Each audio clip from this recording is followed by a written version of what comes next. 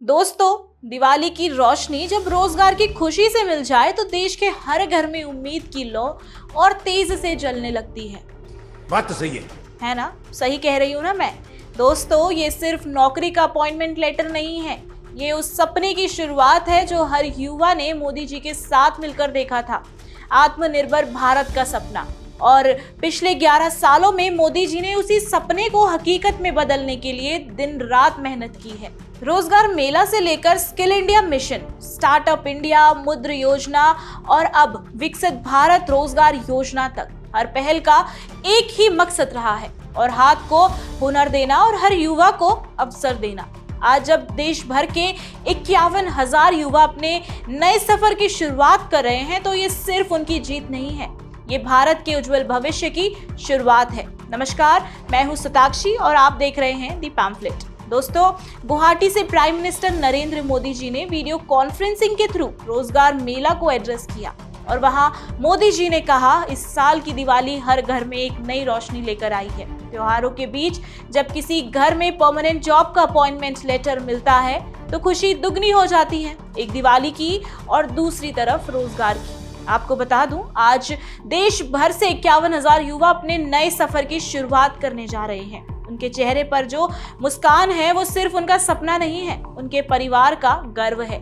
अब प्रधानमंत्री मोदी ने सभी नए अपॉइंट हुए युवाओं को और उनके परिवार को बधाई दी और उनके जीवन के इस नए अध्याय के लिए शुभकामनाएं दी। यहाँ तक कि प्रधानमंत्री मोदी ने 11 साल की विकास यात्रा को जोड़कर कहा, पिछले 11 सालों में भारत ने विकसित भारत बनने का संकल्प लिया है और इस मिशन में युवा सबसे बड़ा बल बने हैं। रोजगार मेला के थ्रू 11 लाख से ज्यादा अपॉइंटमेंट लेटर्स दिए जा चुके हैं और हाल ही में लॉन्च किया गया पीएम विकसित भारत रोजगार योजना, जिसका टारगेट 3.5 करोड़ युवाओं को रोजगार देना है। स्किल इंडिया मिशन और नेशनल करियर सर्विस पोर्टल के थ्रू यूथ को ट्रेनिंग दी जाएगी और 7 करोड़ वैकेंसीज तक की इंफॉर्मेशन दुनिया भर में पहुंचा दी गई है।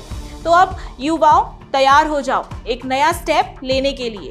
दोस्तों, यहाँ सिर्फ बात रोजगार की नहीं है। पिछले 11 सालों में भारत सरकार ने हर वर्ग, हर आयु और हर क्षेत्र के लिए कुछ ना कुछ किया है।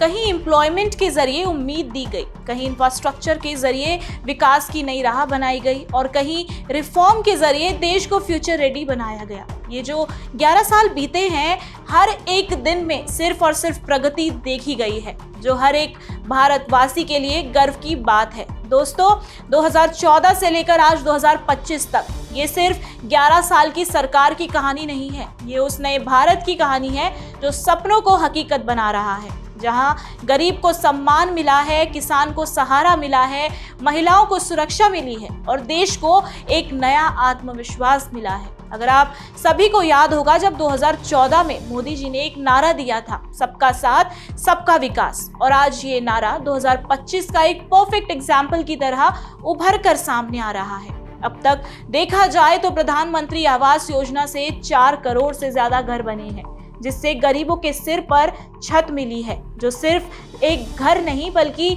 गौरव के प्रतीक देखे गए हैं। उज्जवल योजना ने 10 करोड़ से ज्यादा माताओं को धुएं से आजादी दी है। पहले जो रसोई में आंसू बहाती थी, आज वही गैस सिलेंडर से मुस्कुरा रही है। जल जीवन मिशन ने गांव-गांव में हर घर नल से जल पहुंचाया है और पीएम गरीब कल्याण अन्न योजना ने महामारी के दौर में 80 करोड़ लोगों के थाली खाली नहीं होने दी।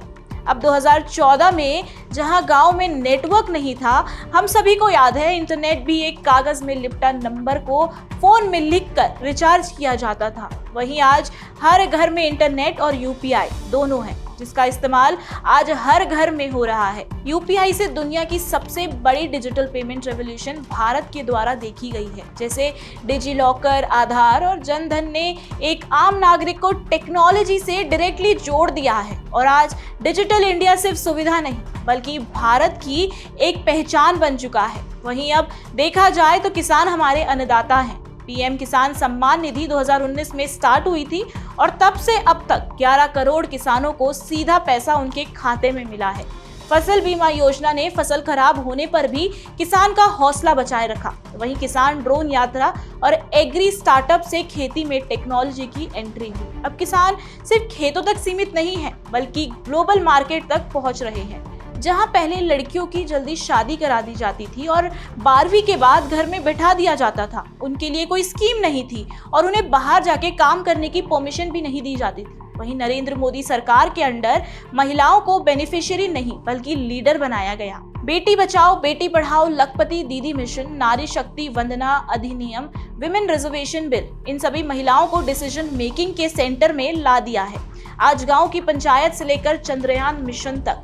और सबसे बड़ा एग्जाम्पल तो हम सब ने ऑपरेशन सिंदूर के वक्त देखा ही था, जहां 2 महिला अफसरों ने किस तरीके से नारी शक्ति का प्रदर्शन सिर्फ देश को ही नहीं विश्व को दिखाया था। और दोस्तों, देखा जाए तो भारत जैसे देश में highways, expressways, railways, ports, airports, हर सेक्टर में रिकॉर्ड ब्रेकिंग ग्रोथ हुई है। गति शक्ति मिशन मतलब कि भारत में सरकार ने एक बड़ी योजना बनाई है ताकि देश का सारा इंफ्रास्ट्रक्चर जैसे सड़कें, रेल, पोर्ट्स, हवाई अड्डे, नदियों के रास्ते और पब्लिक ट्रांसपोर्ट आपस में जुड़ा हुआ है और बेहतर तरीके से काम करे।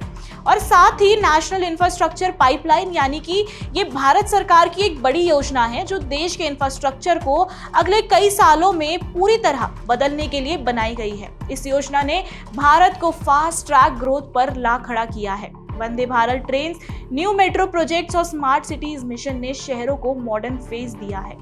दोस्तों, हम सभी जानते हैं कि भारत आज दुनिया की 4थी सबसे बड़ी इकोनॉमी बन चुका है और 2027 तक भारत का लक्ष्य है कि टॉप 3 इकोनॉमीज में कदम रखने का। अब मोदी जी ने भारत को सिर्फ कंट्री नहीं, एक ग्लोबल वॉइस बनाया है। G20 प्रेसिडेंसी ने भारत की डिप्लोमेटिक लीडरशिप को पूरी दुनिया के सामने खड़ा कर डाला।